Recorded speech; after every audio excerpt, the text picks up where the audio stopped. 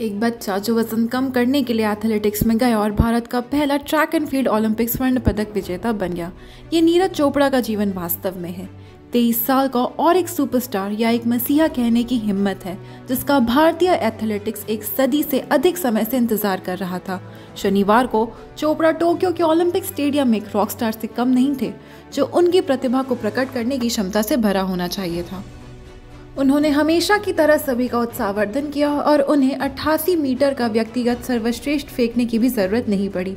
स्वर्ण को 87.58 metre throw के साथ सील कर दिया गया, जो कि अंतिम दौर में उनका दूसरा स्थान था। लेकिन महानता के इस क्षण से कई साल पहले चोपड़ा पर अपने 17 से संयुक्त परिवार से वजन कम करने का जबरदस्त दबाव था। उनके पिता सतीश कुमार चोपड़ा चाहते थे कि लड़के को अनुशासित करने के लिए कुछ किया जाए। उनके चाचा उन्हें पानीपत के शिवाजी स्टेडियम में ले गए, जो उनके गांव से लगभग 15 किलोमीटर दूर था। चोपड़ा को दौड़ने में कोई दिलचस्पी नहीं थी और जब उन्होंने स्टेडियम में कुछ सीनियर्स को अभ्यास करते देखा तो जैवलिन थ्रो से प्यार हो गया। उन्होंने अपनी किस्मत आजमाने का फैसला किया और जैसा कि कहावत है, बाकी इतिहास है, जो अब शायद स्कूल की पाठ्य पुस्तकों में अपना रास्ता बना लेगा।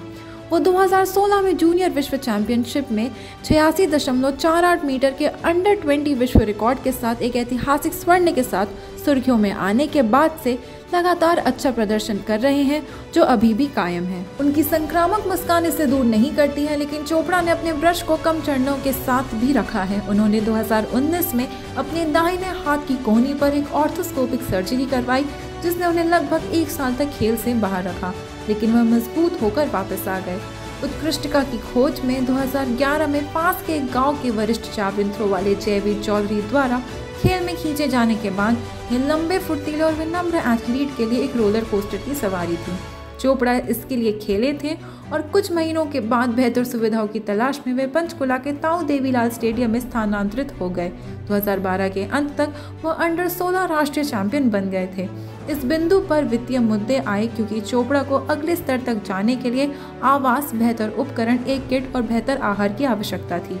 10 एकड़ से कम जमीन वाले संयुक्त परिवार के लिए यह कठिन फैसला था, लेकिन वे आगे बढ़े और 2015 तक चोपड़ा राष्ट्रीय शिविर में शामिल हो गए। हम किसान हैं, परिवार में किसी के पास सरकारी नौकरी नहीं है और मेरा परिवार मुश्किल से मेरे साथ दे रहा है, लेकिन अब यह एक राहत की बात है कि मैं अपने परीक्षण को जारी रखने के अलावा अपने परिवार का आर्थिक रूप में समर्थन में सक्षम हूँ। चोपड़ा ने 2017 में भारतीय सेना में जूनियर कमीशन अधिकारी बनने के बाद एक साक्षात्कार में पीटीआई को बताया था। चोपड़ा के लिए साल 2016 काफी कामयाब रहा। 2015 के अंतिम छोर पर 80 मीटर का आंकड़ा पार करने के बाद चोपड़ा ने फरवरी 2016 में गुवाहाटी में 82.23 मीटर के थ्रो के साथ दक्षिणी एशियाई खेलों में जीत हासिल की। कुछ महीने बाद दिवंगत ऑस्ट्रेलियाई कोच गैरी कैलवर्ट के मार्गदर्शन में चोपड़ा ने विश्व जूनियर चैंपियनशिप के दौरान इतिहास रच दिया और सही मायने में विश्व स्तरीय जैवलिन थ्रो वाले के आगमन की घोषणा की। चोपड़ा के पुश्तैनी घर के ड्राइंग रूम में अभी भी एक दीवार पर लिखा हुआ है कि एक विचार आपके जीवन को रोशन कर सकता है। चोपड़ा परिवार के एकल विचार ने उन्हें शनिवार को जैवलिन थ्रो में अपना प्रदर्शन करने का मौका दिया, जिसने देश को अपनी सुनहरी चमक से रोशन कर दिया।